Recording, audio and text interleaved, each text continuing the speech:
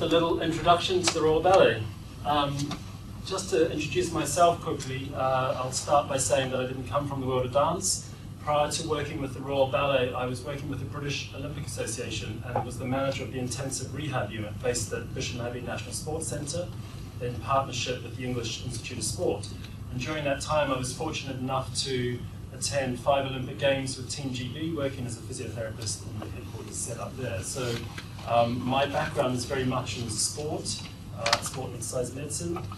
And then in 2013, I arrived at the Royal Ballet Company, this amazing institution that's been there for a long period of time.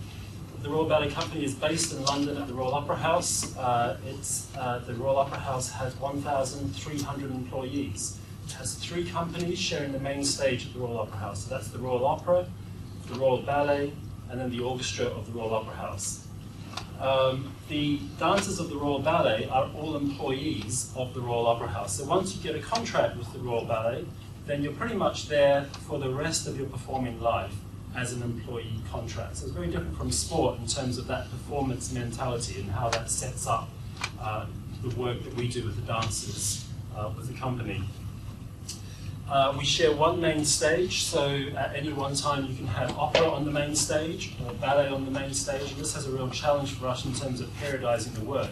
So if you were working in a dance company like English National Ballet or Birmingham Royal Ballet, then you would come back to your base, you consolidate the work around the next production that you're doing. So you might be in rehearsal for 4 or 5 weeks, and then you take that production out and then you present that on tour for 2 or 3 weeks. So in my head, sport head, that's the period where you come in and do your training phase, and then you have competition phase. At the Royal Ballet, because we share the main stage, once we start in September, then the schedule is literally opera, opera, ballet, ballet, opera, ballet, and that starts in September and runs all the way through until June. And I'll talk about some of the challenges we have with that scheduling and workload management for the dancers of the Royal Ballet, which I think is quite unique in our particular environment. So just a quick background of the dancers that we work with. We have 93 dancers at the Royal Ballet Company. They come in generally around the bottom and as apprentices, and they work their way up into artists. And the ideal is that they want to try and work their way through the ranks, through the soloist ranks, to become a principal dancer of the Royal Ballet Company. And in terms of the classical ballet world, that's probably one of the top companies to become a principal dancer. You have the Bolshoi Ballet, American Ballet Theatre, the Royal Ballet and Australian Ballet, probably the top 4 companies in the world. And so there's a real drive to try and get to the very pinnacle of becoming a principal dancer of the Royal Ballet Company. And our main feeder school is actually the Royal Ballet School, which is also based in London as well. But we take dancers in from all over the world. So the mix of nationalities in the Royal Ballet Company it's very global. And roughly just over half female, but quite a few male dancers there to support the productions that we put on the main stage. The healthcare team, it's a large healthcare team delivering to the dancers of the Royal Ballet Company, about 17 of us. And so, 3 physiotherapists full-time. We have strength and conditioning coaching staff who are employees of St Mary's University. Pilates gyrotonic, which the dancers are very familiar with.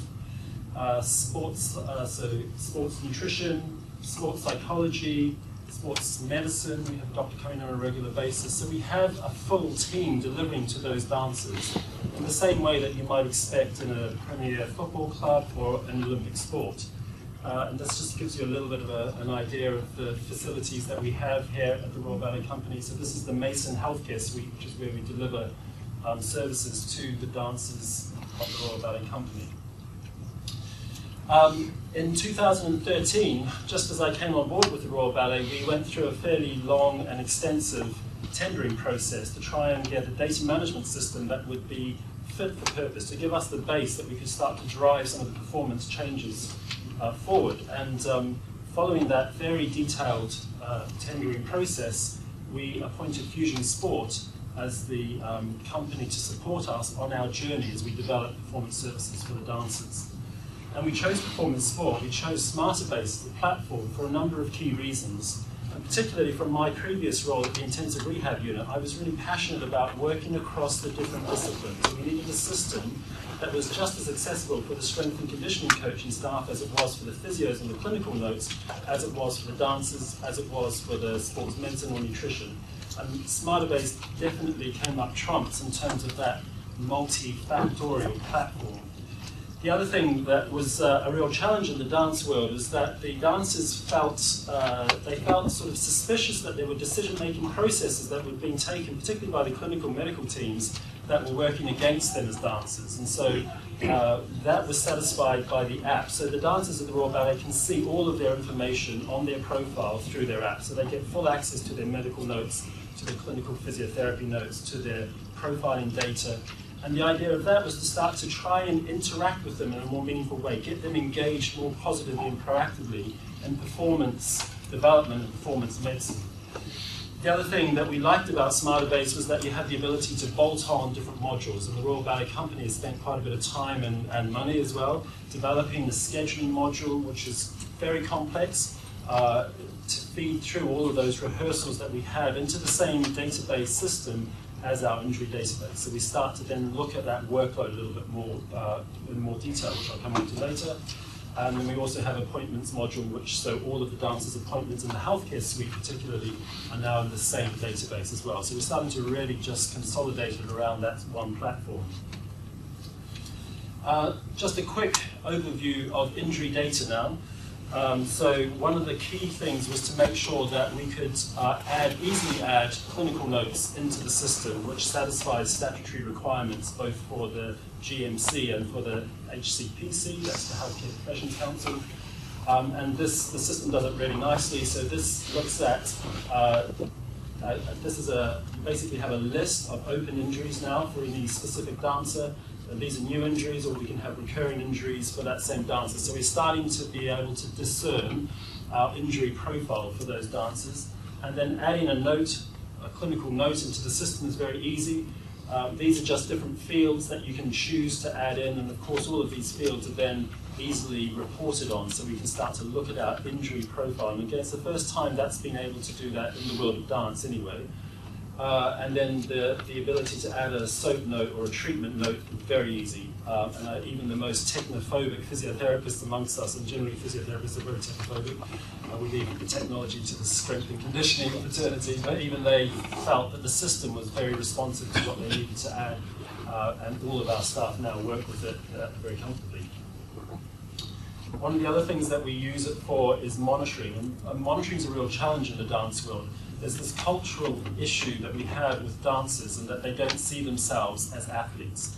They see themselves as artists. So it's been a journey over the last 4 or 5 years to sort of gently change that opinion, to bring them around to the idea that they're athletic artists, that actually the idea of monitoring and understanding their physical workload and their physical capacity will assist them to then create some of that amazing excellence you saw on the main stage at the Royal Opera House.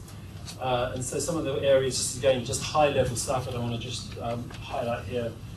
So we're looking at pain to pressure thresholds. This is a dancer who's had a tibial stress fracture. We get a lot of bony overload injuries, unsurprisingly, and my colleague Adam will talk more about that.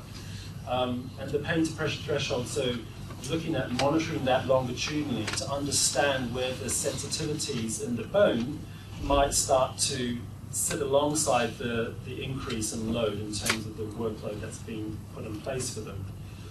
Other areas that we can monitor as well are the Visa P scores. So this is a dancer with patellar tendinopathy. We have a lot of tendon issues. We're getting quite good at our tendon load management.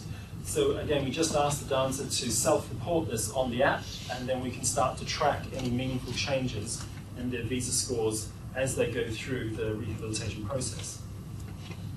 We spend a lot of time profiling the dancers. This is pre-season screening, a relatively new concept in the world of dance, but probably not so unfamiliar to all of you in this room today. So just some of the general things that we run through: joint mobility, strength, obviously neuromuscular control, so looking at more ballet or functional specific movement patterns. We get them all to jump on we have a force plate embedded into the lifting platform within the healthcare suite, so they now will do double and single leg counter movement jumps. And again, just from a cultural point of view, to start with, they used to view the force plate with a huge amount of suspicion, and now they'll jump on it quite comfortably and just interact with it really well.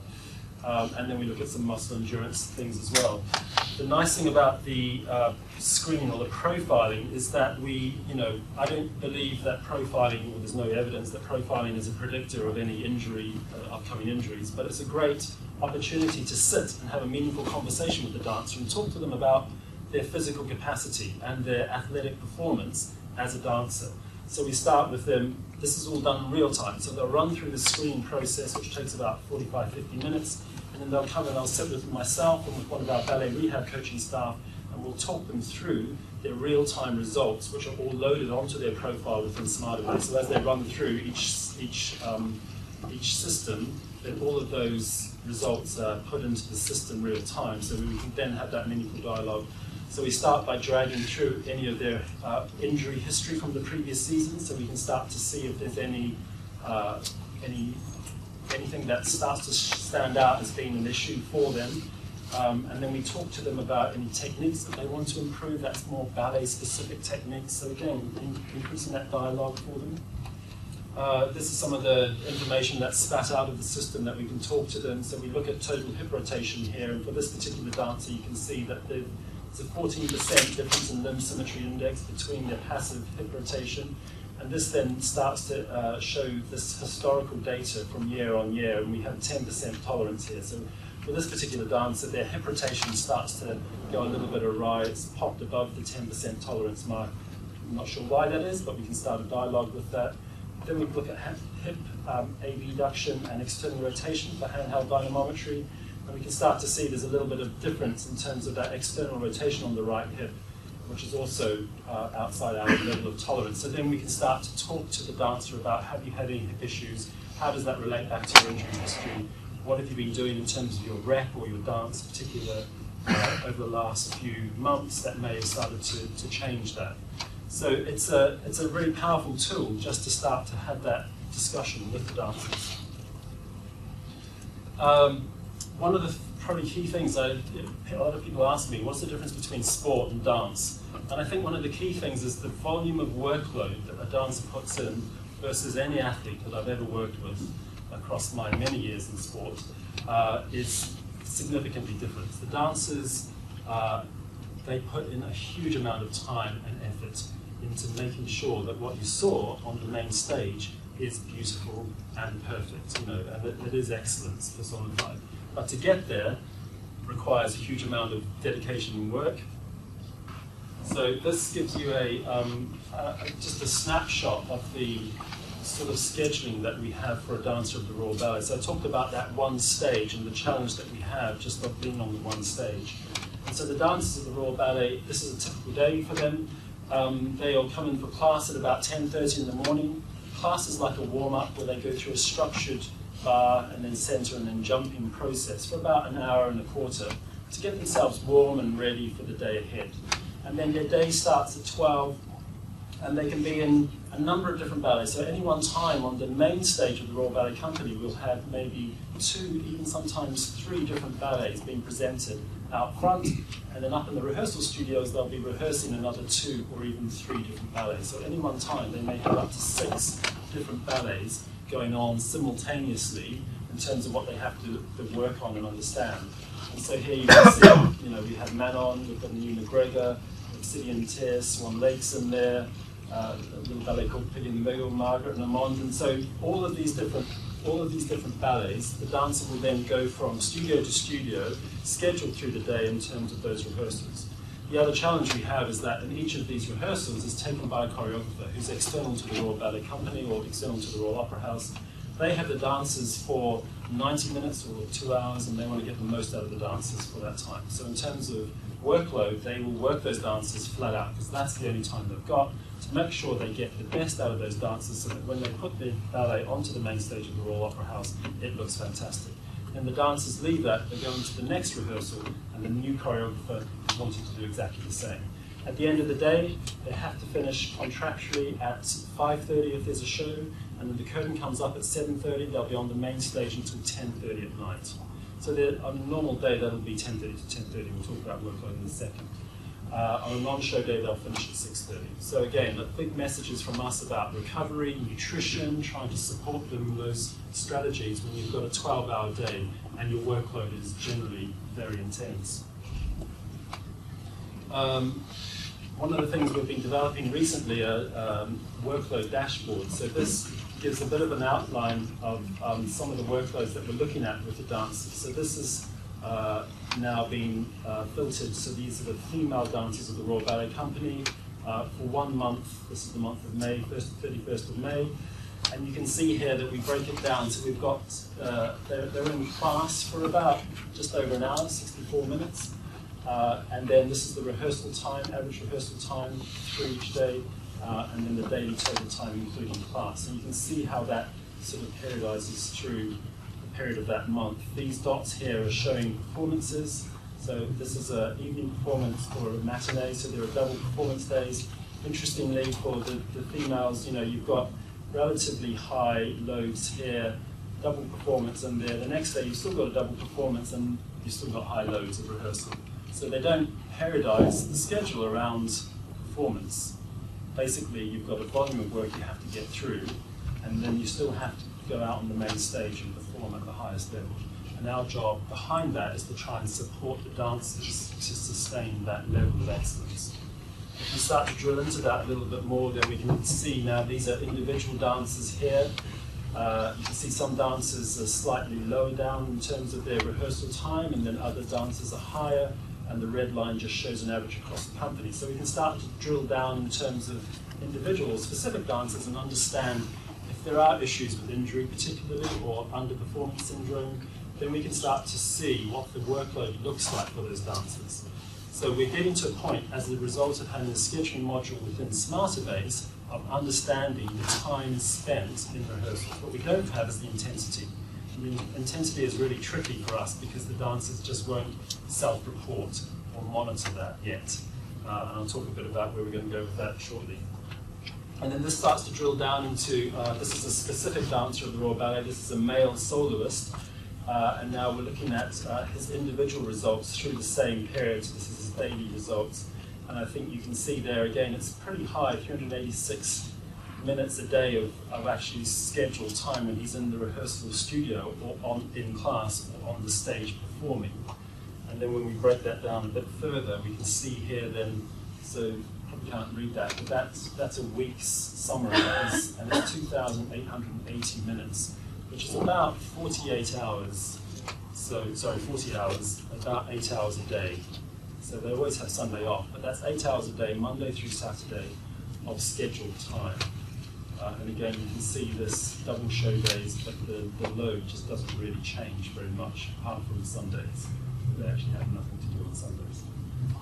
So the load is such a big issue that we're starting to work alongside St Mary's University to try and understand what the load of a dancer in the Royal Ballet looks like.